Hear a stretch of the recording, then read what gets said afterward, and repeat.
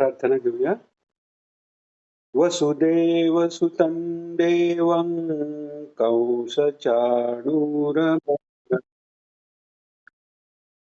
देवकी परमानन्दं कृष्णं वन्दे जगद्गुरुं श्रीकृष्णं वन्दे जगद्गुरुं श्रीकृष्णं वन्दे जगद्गुरुं जय श्रीकृष्ण. मूकं करोति वाचालं पङ्गुं लघ्वेते गिरिं यत्कृपातमहं वन्दे परमानन्दमाधवम्. काल आपण चौथ्या अध्यायाच्या 12व्या श्लोकापर्यंत आलेलो होतो आणि अ, त्या ह्याच्यात आपल्याला धर्माच्या रक्षणाकरता भगवान येतात हे कळलं आपल्याला. त्याच्यानंतर अ, माझी कर्म ज्याला जन्म आणि कर्म जीव्य जे आहेत असं जाणतात, ते माझ्यापर्यंत येऊन पोहोचतात. जन्म मृत्यूच्या पुढे जातात हे भगवान सांगतायत. आणि आता तिथून पुढे ते अ, कर्मविभाग कसा झालेला आहे, तो कोणी केलेला आहे, हे सगळं सांगतायत. आणि तर आता 13वा श्लोक आहे. आज श्लोक कोण घेतंय?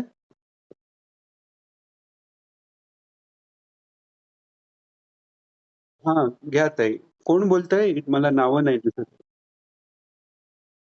हां, सुचेता ताई घ्या. Thank you. हां, घ्या ताई. 13.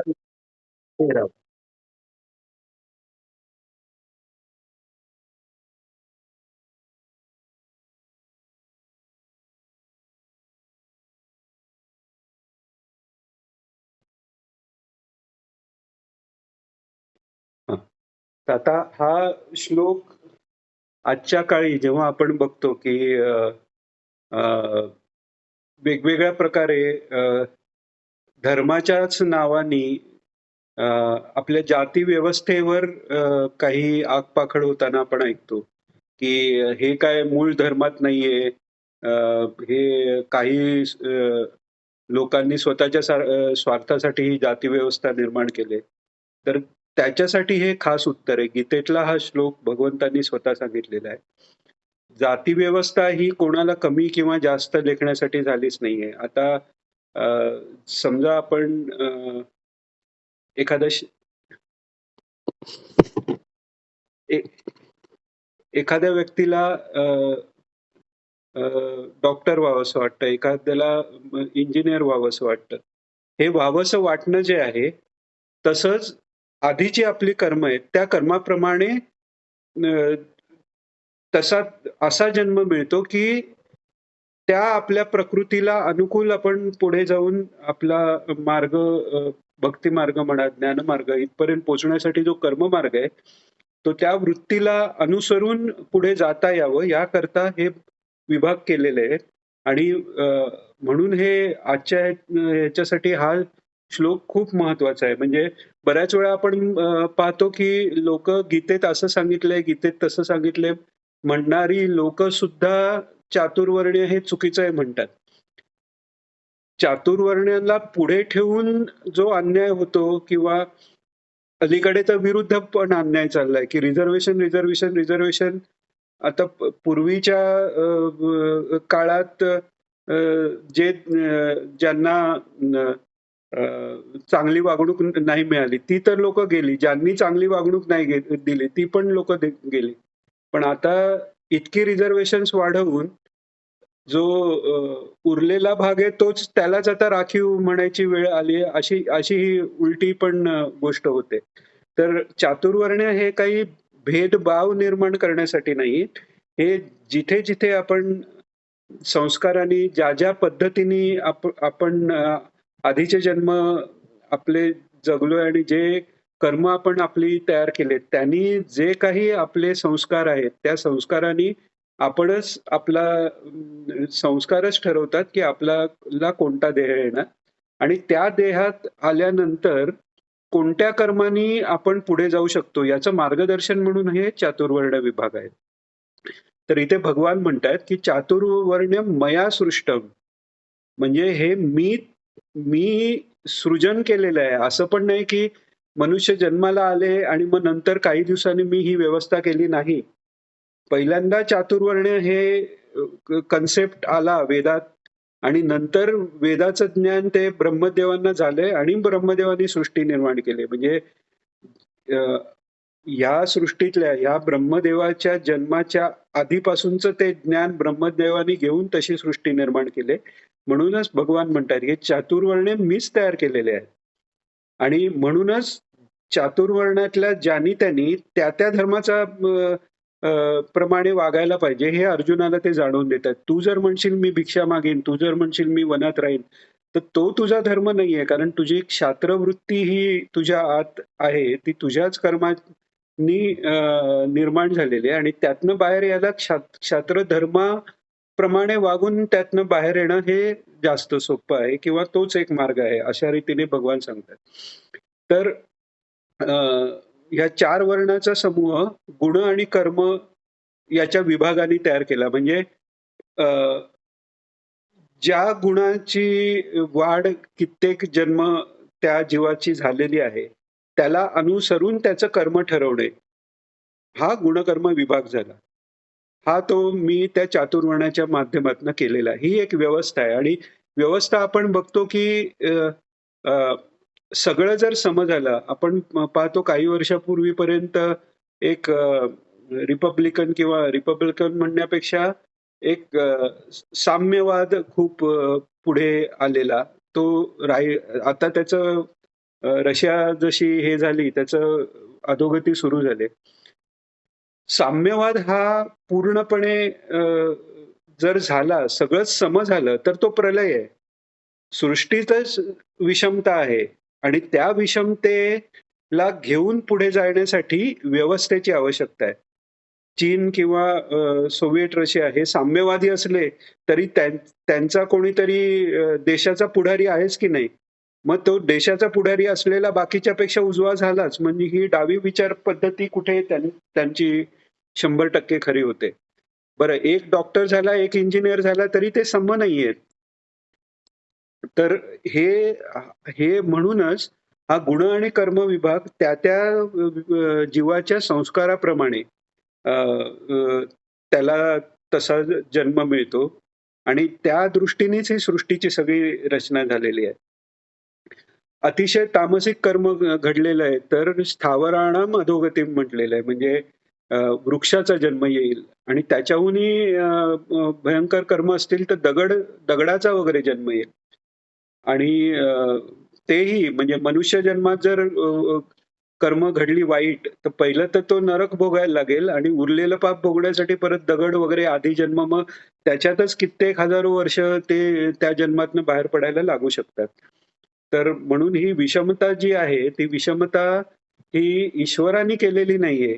ईश्वराने त्या विषमतेतून ईश्वरापर्यंत पोहोचायसाठी व्यवस्था करून दिलेली आहे, मार्ग दाखवून दिलेला आहे की तुम्ही जिथे कुठे आहात तिथून तुम्हाला पुढे अनुकूलता या विश्वचक्राशी तुमचं अनुकूलता राहून तुम्हाला पुढे जाण्यासाठी हे 4 वर्णाची निर्मिती आहे. आणि मग पुढे सांगतात तस्य कर्तामपि माम विद्यत अकर्तारम अव्ययम. म्हणजे त्याचा कर्ता जरी मी असलो तरी मला तू अकर्ता समज. आता हे कसं काय? तर म्हणजे एकीकडे तर भगवान म्हणतायत त्याचा मी कर्ता जरी असलो आणि मग म्हणतायत तरी मला तू अकर्ता समज. आता हे समजून घ्यायचं तर आपण एक उदाहरण घेऊ की सूर्यप्रकाशात वनस्पती अन्न तयार करतात म्हणजे ते आपोआप होतं ना. वनस्पती काय आपल्यासारखं घेतलं आणि चावलं, खाल्लं आणि मग त्याचं पचन झालं. आपण पण अन्न खाल्ल्यानंतर त्याचं पचन आणि रक्तात रूपांतर होणं हे आपण स्वतः करत नाही. ते आपली सगळी इन्व्हॉलंटरी सिस्टीम करते. म्हणजे तिकडेही ईश्वरच कार्य करतोय आपलं. तर सूर्यप्रकाशाने अन्न तयार झालं. यात सूर्यानी म्हटलं तर सूर्यप्रकाशाने अन्न तयार झालं. म्हणजे कर्ता सूर्याला म्हणायला पाहिजे. पण सूर्य तर काही अन्न तयार करत नाही. तो फक्त त्यांना जो ईश्वराने दिलेलं त्याची ड्युटी आहे की इथून इथे भ्रमण करायचं. खरं तर तो भ्रमण करत नाही, त्याच्या भोवती पृथ्वीला हे करतो. पण पृथ्वी सापेक्ष म्हटलं तर उगवणं मावळणं एवढंच. म्हणजे त्याच्या त्याच्या गतीने तो चाललेला आहे सूर्य. पृथ्वी तिच्या तिच्या गतीने चाललेली आहे आणि मग त्याच्यामुळे आपोआप कार्य होतंय. जसं आपण काल म्हणताना म्हटलं, की भगवान आशुतोष शंकर आहेत. ते ध्यान लावून बसलेत. त्यांची प्रार्थना करून किती जणांचं कल्याण होतंय त्यांना कल्पनाही नाही. ही वस्तुशक्ती आहे. वस्तुशक्तीचं अजून एक उदाहरण घ्यायचं झालं तर निखारा. निखारा स्वतःहून कुठे कोणाला भाजायला जात नाही. पण त्याच्यावर कळत नकळत जरी पाय पडला तरी भाजतं. जसं भगवंताचं नामस्मरण आहे. भगवंताचं म्हणून घ्या, शिव्या द्यायला घ्या. त्याचं फळ चांगलं तुम्हाला मिळणारच. श्रद्धेने केलं तर जास्त मिळेल. पण अश्रद्धेने जरी नाम आलं तरी त्याचा फरक ही पडतो. ही वस्तुशक्ती आहे. तसंच आपण अग्नीचं उदाहरण घेऊ शकतो, की अग्नी म्हणजे अग्नीच्या उदाहरणात अजून एक थोडेसे जास्त आपल्याला असं कळू शकतं, की अग्नी समजा पेटला तर जे सुख आहे तिकडे तो जास्त पेटवत पुढे जातो. तरी अग्नी स्वतःहून जाळायला कोणाला गेला का? ज्याची तो म्हणजे आपण जर भक्तीला जर एक शांत अग्नी म्हटलं किंवा आल्हाददायक अग्नी म्हटलं तर तो आल्हाददायक अग्नी जे जे विषय रसातून बाहेर आलेले आहेत, सुखे आहेत, त्यांना तो आल्हाद देत पसरत आपोआप जातो. म्हणजे ईश्वर हा असं ठरवत नाही भक्तांच्या बाबतीत मी पार्सिलिटी करतो. त्या भक्तांच्या त्यांची तयारी एवढी असते की तिकडे तो फ्लो जास्त प्रकट होतो. तर तसं हे आहे की करता मी नाहीये. मी म्हणजे सगळ्यांशी भगवान सम आहेत आणि अमुक करावं किंवा न करावं ह्याच्या पलीकडचे ते आहेत. आता हे तू समजून घे असं ते अर्जुनाला म्हणतायत. आता 14वा श्लोक.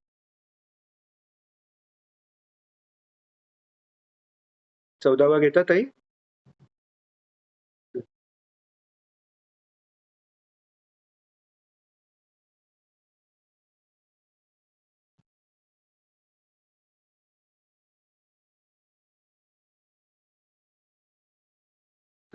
आता आधी भगवंतानी अर्जुनाला सांगितलं की तू ज्ञानी कसे कोणत्याही गोष्टीत लिप्त न होता ते कर्म त्यांनी करावं किंवा तू हे कर्म कर. आता ते स्वतः भगवंत अशा दृष्टीने त्यांची भूमिका सांगतात. आता याचं कारण असं आहे की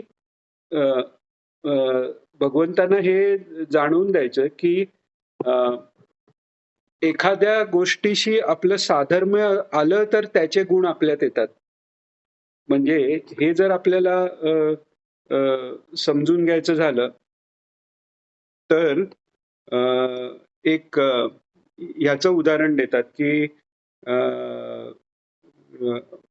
मधमाशी किंवा फुलपाखराचं जे अळी आहे हे एक वेदांतात उदाहरण देतात की ती कोशात असते आणि तो फुलपाखरू त्या कोशाला असं डिवचत असतं. म्हणजे त्यांनी त्यातली अळी ती सतत आता हे कधी येईल डिवचेल असं त्या फुलपाखराचं ध्यान करते आणि मग ती फुलपाखरात रूपांतर होते. म्हणजे ज्याचं आपण जसं ध्यान करू ते स्वरूप आपल्याला प्राप्त होतं. ज्या गोष्टीचं आपण ध्यान करतो जास्त म्हणजे विचारांनी पण तर ते गुण आपल्यात येतात. म्हणूनच असं सांगतात की कोणाची निंदा करू नये, दुसऱ्याचं वाईटचा विचार करू नये, कारण त्यांचे अवगुण आपल्यात त्यामुळे यायला लागतात. तसंच भगवान हे सांगतायत की अकर्तेपणे कर्म करणं हा माझा स्थायी भाव आहे आणि त्यामुळे माझ्यापर्यंत ज्याला पोचायचंय किंवा मद्रूप ज्याला व्हायचंय त्याला कसं होता येईल तर तो स्थायी भाव त्याच्यात आला की तो मद्रूप झालाच. हे इतकं सोपं भगवान करून सांगतायत आणि त्याच्याकरता ते आता स्वतःचं उदाहरण घेतलंय की मी कर्माने मी लिप्त नाहीये. म्हणजे मला कर्माच्या फळाची स्पृहा नाहीये, इच्छाच नाहीये काही. आणि असं मला जो तत्वता जाणतो त्याला कर्माचं बंधन होत नाही. आता याच्यात असं मला तत्वतः जाणतो याच्यात पण एक थोडीशी मेख आहे.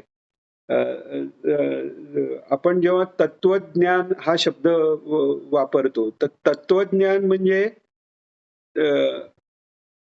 तत्त्वमसी अहम ब्रह्मास्मी किंवा म्हणजे चारी वेदाची 4 ब्रह्मवाक्य आहेत. त्याचं ज्ञान आणि तत्व म्हणजे काय?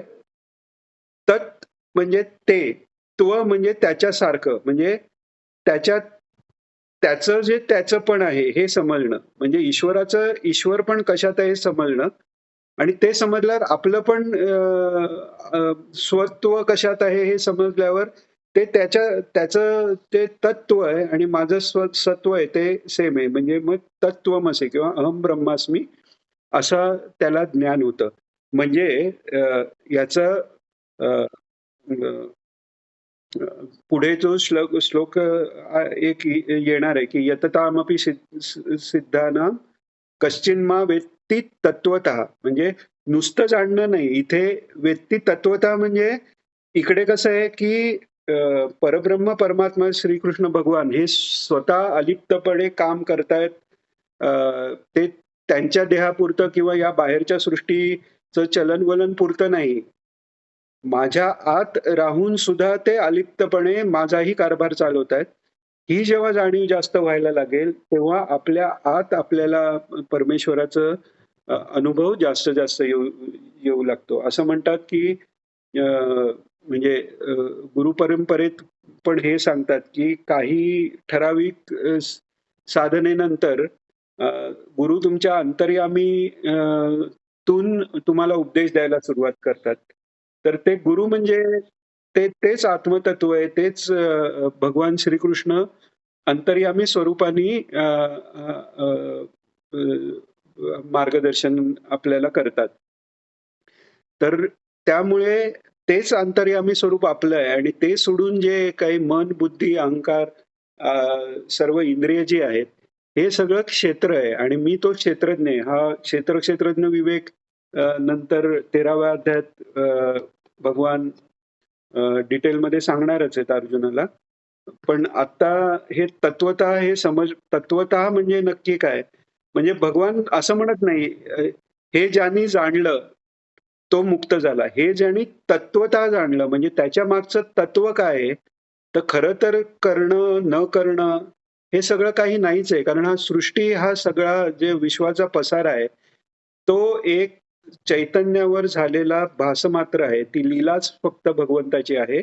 त्याच्यात भक्तिमार्गाच्या किंवा ज्ञानेश्वर माऊलींच्या चिद्विलासाप्रमाणे तो चितशक्तीचाच विलास सगळीकडे आहे आणि होणं न होणं यात जो ऱ्हास आणि भर दिसते ती फक्त भासमात्र आहे. वास्तविक सगळीकडे सर्व रूपाने तो परमेश्वरच नटलेला आहे असं चितशक्ती जी विलास म्हणजे चिदविलास ज्ञानेश्वर माऊली सांगते. तर त्यांनी आपल्याला कळतं की मी कर्मात लिंपत नाही आणि मला बंधन होत नाही. तसं तुम्हालाच आतून मी जाणवायला लागलो. तुम्ही कर्मात लिप्त न होता काम कार्य कर्म करायला लागलात, की तुम्हाला पण मी आतून जाणवायला लागलो आणि माझेच हे मग तुम्हाला हळू ती माझीच जी सहज अवस्था आहे ती तुमच्यात यायला लागली, की तुम्ही पण कर्मात लिप्त नाही होणार आणि तुम्ही पर्यंत पोहोचाल आणि माझ्यापर्यंत म्हणजे अशा अवस्थेला पोहोचाल, की तद्धामम परमम मम म्हणजे तिकडे जाऊन परत येता येत नाही असं ते धाम कधी त्याला धाम म्हटलंय तुम्ही आत्मस्वरूप म्हणा वेगवेगळ्या ह्यांनी जरी म्हटलं तरी ती एकच सच्चिदानंद वस्तू आहे जी सगुण साकारही आहे श्रीकृष्ण भगवान म्हणून आणि तीच निर्गुण निराकार आहे. आता 15वा श्लोक ताई.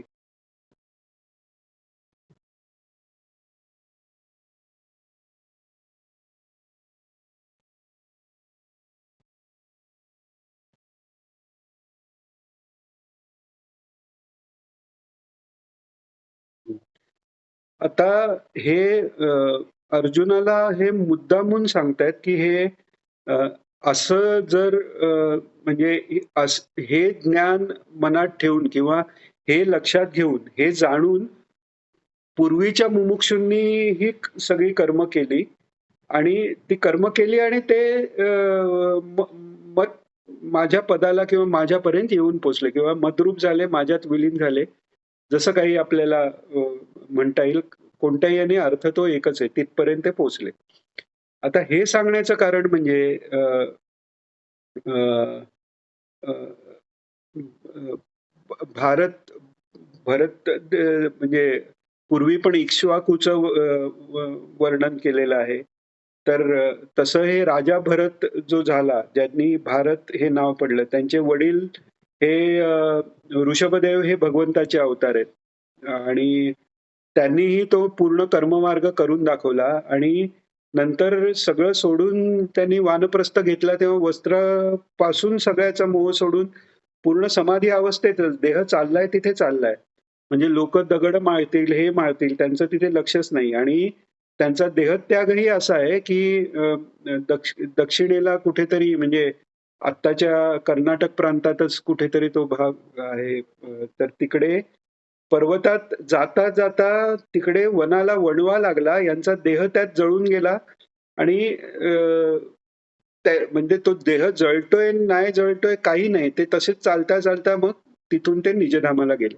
आता त्याचा अ, अ, त्यांची त्या अवस्थेला सर्व कर्म सोडून जाणं हे योग्य होतं. पण त्याचं चुकीचं फॉलो करून एक एक जैन धर्म वेगळा निर्माण झाला.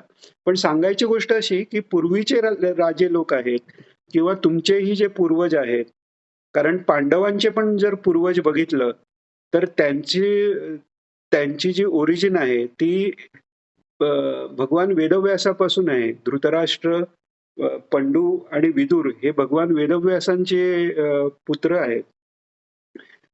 तर अशा प्रकारे त्यांनी हे सांगितलं, की आधीच्या ह्यांनी पण हेच ज्ञान घेतलं आणि त्याच्याही आधी-आधीची तू कोणतीही उदाहरणं घे, मार्ग हा हाच आहे. जोपर्यंत हे जग खरं वाटतंय, त्यापासून ते माझ्यापर्यंत पोहोचायसाठी कर्ममार्ग ओलांडून जावाच लागतो. एकदा तुमचा तो ओलांडला, जसं मागे आपण म्हटलेलं, विमानाने Bombay airport to Delhi airport जाऊ आपण. पण जे मुंबईच्या आउटस्कटला जातात, त्यांना सांताक्रूझ किंवा त्या एअरपोर्टपर्यंत पोहोचायला एक वाहन जायलाच लागतं. तिथे म्हणून चालत नाही, की मला माझ्याकडे विमानाचं तिकीट आहे, मी विमानाने जाणार. अरे हो, पण विमान जिथून सुटतं तिथपर्यंत तुला रिक्षा, टॅक्सी काहीतरी करायला हवे की नको? तसा हा कर्ममार्ग जोपर्यंत आपल्याला अमुक मिळावं किंवा अमुक असू नये, ही जोपर्यंत जराही भावना आहे, तोपर्यंत आपण कर्ममार्गाचे अधिकारी आहोत हे निश्चित समजावं आणि त्यांनी तो कर्ममार्गात पुढे जाऊन आपल्याला अ, हा अभ्यास करायचा की वेगळं राहून आपल्याला किती कर्म करता येईल. तीही आता अर्जुनाची ती अवस्था आहे. आपली ती अवस्था व्हायलाही वेळ आहे. तोपर्यंत जितकी जास्त सात्विक कर्म करता यावी असं हे सत्पुरुषांनी सांगितले, की अर्जुना इतकी लेव्हल व्हायला सुद्धा आयुष्यात आपल्या सत्कर्मयोगे वय घालवावे हे करावं आणि मग पुढे सर्वामुखी मंगल बोलवावे आहे. तर हे सांगितलं आता भगवंतांनी, की पूर्वजांनी ते केलंय ते सांग. आता ते अर्जुनाचं जे मुख्य कन्फ्युजन आहे, पहिला म्हणजे त्याला कर्ममार्ग बरोबर आहे इथपर्यंत आता अर्जुन आलेला आहे. भगवंतांनी ते एस्टॅब्लिश केलेलं आहे, की कर्ममार्गानेच जायचंय, दुसरं काही नाही आणि ते अर्जुनालाही पोहोचलेलं आहे अर्जुनापर्यंत. आता प्रश्न राहिला, की धर्म कोणता, अधर्म कोणता हे ठरवताना कसं ठरवायचं किंवा कर्म कोणतं आहे किंवा अकर्म कोणतं आहे? तर त्याच्यासाठी आता पुढच्या श्लोकात भगवंत ते अर्जुनाला समजावून सांगणार आहे. 16वा श्लोक ताई.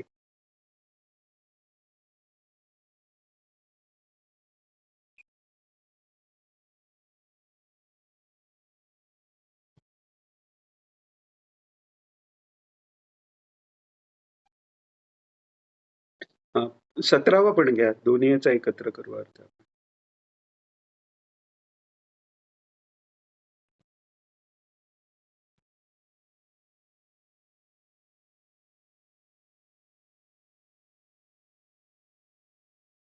हां. आता इथे 2 म्हणजे या दोन्ही श्लोकात पहिल्या श्लोकात आलेलं आहे कवयोप्यत्र मोहिता आणि दुसऱ्या श्लोकात आलेलं आहे गहना कर्मणो गती. तर याच्याबद्दल आपण अजून थोडा विशेष विचार करू. त्याच्या आधी याचा सरळ सरळ अर्थ असा आहे की कर्म काय आहे, अकर्म काय आहे किंवा हे मी तुला नीट समजावून सांगेन आणि ते समजावून का सांगेन की कर्म काय किंवा अकर्म काय हे कवयोप्यत्र मोहिता म्हणजे जे अ, अ, अ, कवी आहेत. कवी याचा अर्थ इथे जे ईश्वराला जाणून त्याच्याबद्दल विचार करू शकतात, त्यांना कवी म्हटलेत. आणि अ, काव्य हे पूर्वी म्हणजे ईश्वराबद्दल केले जाणारे अ, अ, ठराविक छंदांनी त्यालाच काव्य म्हणायचे. आता आपण कविता सगळ्या ह्यालाच म्हणतो. पण तसे कवयोप्यत्र मोहिता म्हणजे जिथे ज्ञानी म्हणजे अध्यात्म ज्ञान पूर्ण झालेले नाही किंवा आपण बुद्धिमान म्हणू. बुद्धिमान पुरुषही मोहित होतात.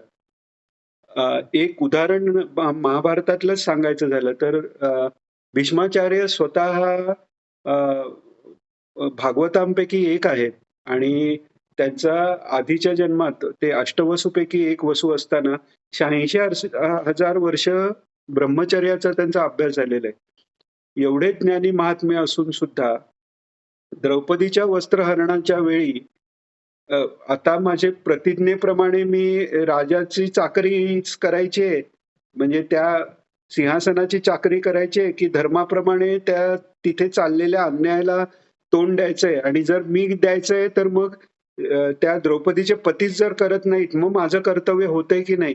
या संभ्रमाच्या 5-10 सेकंद जरी ते काही 10-20 सेकंद किंवा 1 मिनिटं त्यांचं जरी गेलं असेल, ते जर नसतं गेलं तर तिकडे गोष्टी वेगळ्या प्रकारे घडल्या असत्या. आता भीष्माचार्य स्वतः ज्ञानाच्या अशा लेव्हलला आलेले आहेत, की ते सगळ्यातनं अलिप्त आहेत. तर त्यामुळे त्यांच्या पुढे मुक्ती मार्गाला काही त्यांनी फार अडथळा झाला असं म्हणता येणार नाही. पण तरीही इतक्या ज्ञानी अवस्थेत त्यावेळी जो निर्णय त्यांना करता आला नाही, त्याच्याकरता त्यांना काही काळ तरी तो अत्यंत दुःख भोगावं लागलेलं आहे. ते बाणाच्या शय्येवर त्यांना पडायला लागलेलं आहे. तर हे असं आहे, की कर्म मला समजलं, मी करतोय ते सगळंच बरोबर आहे, असं आपल्याला कधीच म्हणता येत नाही. म्हणून कोणतंही कर्म केल्यानंतर म्हणजे पूजा असो, हे असो, त्याच्या शेवटीही जे न्यून अधिक होईल ते विष्णू स्मरणाने त्यातली न्यूनता किंवा छिद्र भरून निघतात. अशा प्रकारचे श्लोक श्लोक आहे, की किंवा स्मरणा म्हणजे विष्णू स्मरणाने संपूर्णा स्याद इति स्मृती म्हणजे सगळे कर्म संपूर्ण होतात. अशी विष्णूंची प्रार्थना करून जे काही कर्मात करताना माझ्याकडनं स्खलन झालेलं आहे, जाणता अजाणतापणे ते विष्णू स्मरणाने दूर हो अशी प्रार्थना आपण करतो. तर हे कारण आहे. कारण कर्म पूर्ण कळणं हे केव्हा शक्य आहे? त्या कर्माच्या पलीकडे गेलो, पूर्ण अलिप्त झाल्यानंतरच योग्य कर्म काय आणि अयोग्य कर्म काय हे सांगण्याची योग्यता प्राप्त येते. म्हणून तर वेदांचं महत्व असं आहे, की वेद हे कोणी लिहिलेले नाहीयेत. ते त्या अवस्थेला पोचल्यानंतर त्या ऋषींच्या मनात त्या ज्ञानाचा प्रकाश झालेला आहे आणि तो त्या शब्दात तो मांडला गेलेला आहे. तर त्यामुळे कर्माची कर्माची जर बरोबर व्याख्या हवी असेल, तर भगवान 16व्या अध्यायात सांगतायत, की तस्मात् शास्त्रम प्रमाणन्ते. त्यामुळे कुठेही आपल्याला जर शंका असली, तर शास्त्र काय सांगतं? अर्थात शास्त्राचा अर्थ करणारे योग्य गुरुही आपल्याला भेटले पाहिजेत किंवा अधिकारी व्यक्ती. नाहीतर त्याच्यातही पळवाटा हल्ली निघतात. तर ती गोष्ट वेगळी. मुख्य इथे काय आहे, की कर्म काय, अकर्म काय हे कळणं फार कठीण आहे. पण ते मी आता तुला समजावून सांगतोय. म्हणजे अर्जुनाचं भाग्य इतकं आहे, की अ, महान बुद्धिमान लोकांनाही बाकी बाकी कशाला बाकी उदाहरण कशाला जे स्वतः भगवान श्रीकृष्णांचे जे अनंत म्हणजे जी व्यक्त झालेले स्वरूप आहेत ते सोडून जी बाकी राहिलेली शक्ती म्हणजेच भगवान शेष आहेत. ते स्वतः भगवंताचेच अंश आहेत आणि तेच बलराम म्हणून आलेले आहेत. तरी जेव्हा समंतक म्हणण्याचं हे झालं तेव्हा त्या बलरामजींनाही श्रीकृष्णांबद्दल संशय आलेला आहे, की ह्याला काय घ्यायची सवय, यांनी हे पण घेतलं असेल. तर सांगायचं असं आहे, की बुद्धीवर जोपर्यंत आपण ज्ञान मिळत नाही आणि ज्ञान मिळालेलेही आपण पाहतो सत्पुरुष जे आहेत, ते बुद्धीवर विश्वास ठेवत नाहीत. ते शास्त्रावर विश्वास ठेवतात. ते संत महात्म्यांनी जे सांगितलंय त्याच्यावर विश्वास ठेवतात. तर त्या हिशोबाने भगवान आता इथे अर्जुनावर एवढी मोठी कृपा आहे, की त्याचा कर्म काय, अकर्म काय हे मी तुला समजावून सांगतो हे भगवान सांगतायत. आणि हे तुला कळलं तर शुभ, अशुभ सगळ्याच कर्मापासून तू कर्मबंधनातून मुक्त होशील हे आश्वासनही त्याला देतायत. आणि मग 17व्या ह्याच्यात म्हणतात, की कर्मही जाणलं पाहिजे आणि अकर्मही जाणलं पाहिजे. कारण जसं 16व्या अध्यायात अ, अ, आपल्याला दैवी प्रकृतीही माहिती पाहिजे आणि राक्षसी किंवा असुरी प्रवृत्ती. कारण काय आहे, कर्माचंच स्वरूप घेऊन कधी-कधी अकर्म आपल्यात शिरू शकतं किंवा विकर्म. तर हे याचा फरक काय आपल्याला कळला, तर आपली बुद्धी कुठे अ, दुसऱ्या ह्यानी विचार करते का, हे जाणून घ्यायला आपल्याला एक माप राहतं. म्हणजे एक इंडिकेटर म्हणतो ना, की ग्रीन आहे, येलो आहे का रेड आहे. तर येलो म्हणजे काय आणि रेड म्हणजे थांबायचं. त्याच्याकरता तो रेड पण दिसणं आवश्यक आहे. याकरता हे तिन्ही विभाग कळायला पाहिजेत. कारण कर्माची गती गहन आहे. ते इतकं सहज समजणारं नाहीये. त्यामुळे काय कर्म हे कळल्याबरोबर काय म्हणजे कर्मयोग नाही, हेही कळलं पाहिजे. आणि निष्काम कर्म कसं होतं हे अ, अजून नीट आपल्याला समजलं पाहिजे आणि हे मी तुला समजून देतोय, असं भगवंत सांगतात. 18वा श्लोक.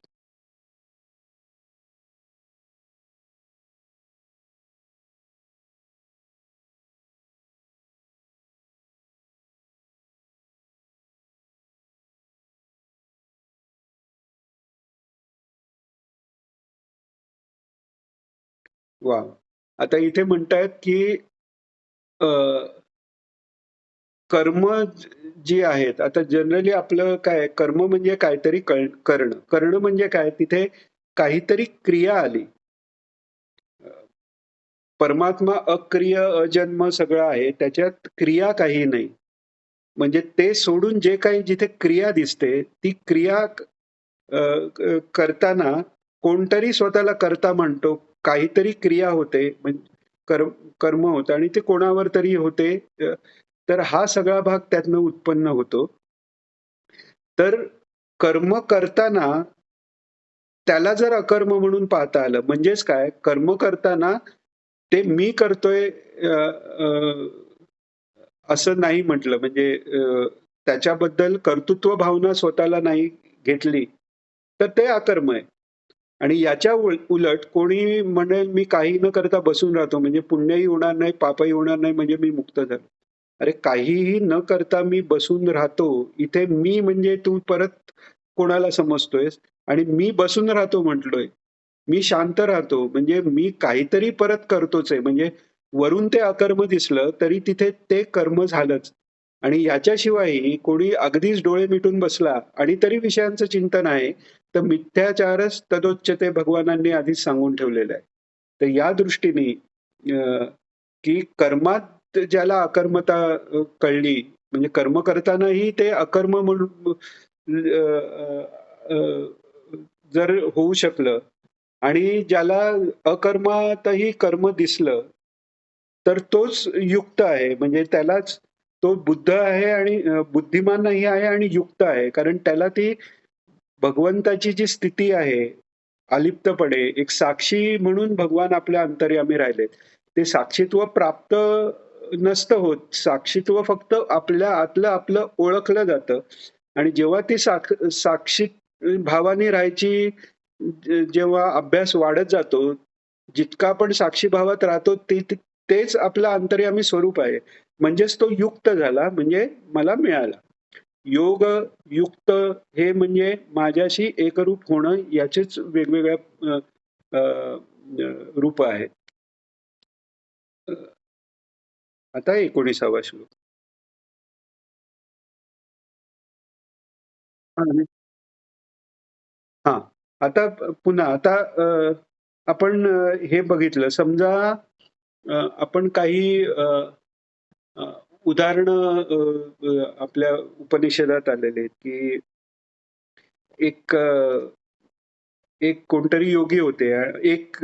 योगी होते आणि त्यांना अशी सिद्धी प्राप्त झाली, की ते कोणाकडे बघून संकल्प केला, की ते अ, जीव भस्मसात व्हायचे. तर एकदा त्यांना ते लक्षात येतं आणि एकीकडे ते अ, भिक्षा मागायला जातात आणि त्या स्त्रीला यायला उशीर होतो. ती स्त्री असते पतिव्रता. तर ते उशिरा येतात, तर त्यांना वाटतं ते पतीची सेवा ती त्याच्यासमोर दिसते, ती पतीची सेवा करते. तर यांना राग येतो, की मी एवढा सिद्ध महात्मा आलोय आणि ती माझ्याकडे न बघता ते पतीला काहीतरी पाय चेपते, हे करते आणि ते आवरून ती येते.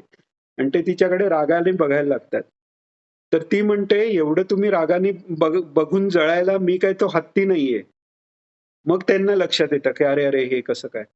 म्हणून ते तिच्या पाया पडतात. तर ती ती म्हणते, की "मी स्त्री आहे, मी तुम्हाला उपदेश करत नाही. तुम्हाला अमुक-अमुक खाटीक आहे, तो उपदेश करेल." मग ते त्या खाटीकाकडे जातात. आता तो खाटीक एकीकडे ते प्राणी मारतोय आणि दुसरीकडे तो ब्रह्मज्ञानी आहे. हे कसं काय? तर बाहेरून दिसताना ते कर्म दिसतंय. पण तो त्यांच्यानी लिप्त नाहीये म्हणून त्या कर्माच्या आत त्याचं अकर्म लपलेलं आहे. याच्या विरुद्ध हा हा स्वतः तिथे ध्यानधारणा करत बसून एवढी सिद्धी पण त्यांनी प्राप्त झाली. पण तो त्या कर्मात अडकलेला आहे. तर अकर्म म्हणजे काय? जे लिप्त न होता केलेलं कर्म हे अकर्म झालं तिकडे. चला आज श्लोक घेऊन थांबूया. अर्थ उद्या करू. 53.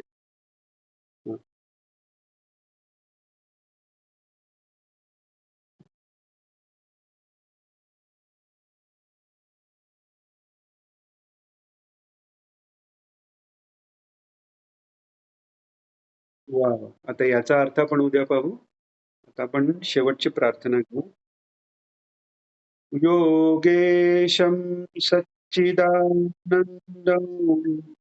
वासुदेवं व्रजप्रियं धर्मसंस्थापकं वीरं कृष्णं वन्दे जगद्गुरुं श्रीकृष्णं वन्दे जगद्गुरुं श्रीकृष्णं वन्दे जगद्गुरुं जय श्रीकृष्ण सर्वांना.